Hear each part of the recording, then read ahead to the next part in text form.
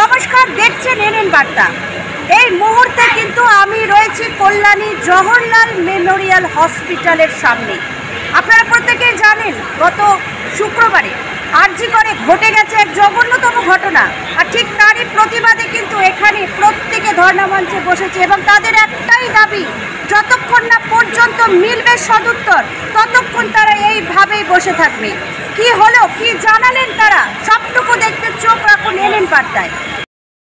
আরজিকর হাসপাতালে ঘটে যাওয়া ঘটনা, ট্রেনি ডাক্তারের রহস্য মৃত্যুকে কেন্দ্র করে উত্তাল রাজ্য। সমস্ত ডাক্তাররা, সাধারণ জনসাধারণ এই জঘন্যতম ঘটনায় সরব হয়েছে। তারই বিক্ষোভে কল্যাণী জওহরলাল মেমোরিয়াল হাসপাতালে সকল ট্রেনি ডাক্তাররা ধর্নায় বসেছে। তাদের দাবি, যতক্ষণ না পর্যন্ত পাচ্ছে সুবিচার ততক্ষণ চলবে এই প্রতিবাদ। দেখুন সেই প্রতিবেদন।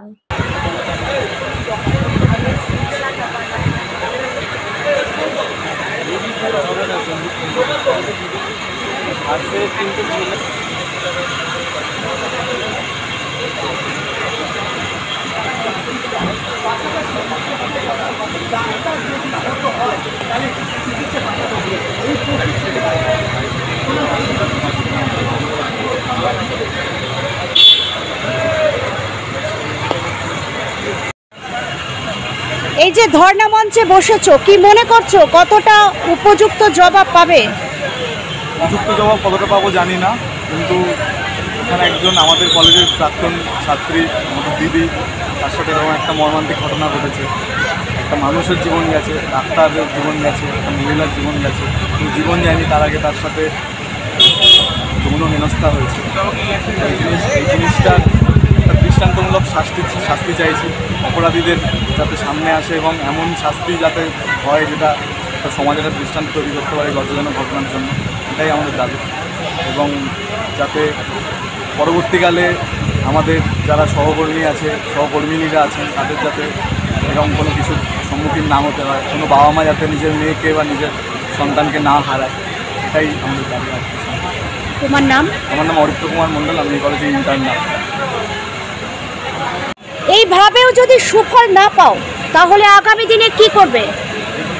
দেখুন, আমরা এইখানে বসে আছি, আমরা কনস্ট্যান্টলি এখানে বসে আছি, আর আমাদের আন্দোলন ততক্ষণ না থামবে যতক্ষণ না আমরা এইখানে একটা কিছু জাস্টিস পাচ্ছি দিদির জন্যে, আমাদের দিদির জন্য।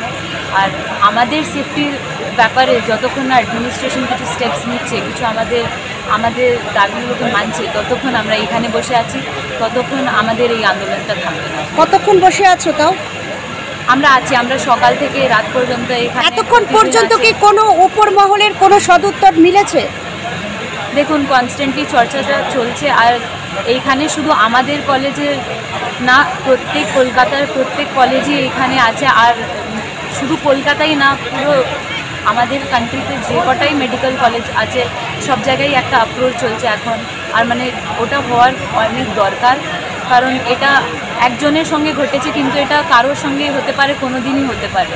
তো আমরা সবাই এখানে আছি, আমরা সবার এটাই দাবি, আমাদের জাস্টিসের দরকার। তোমার নাম? আমার নাম ডক্টর রজিতা দুবে, আমি এখানে intern doctor, college of medicine and GNM hospital Kalyan.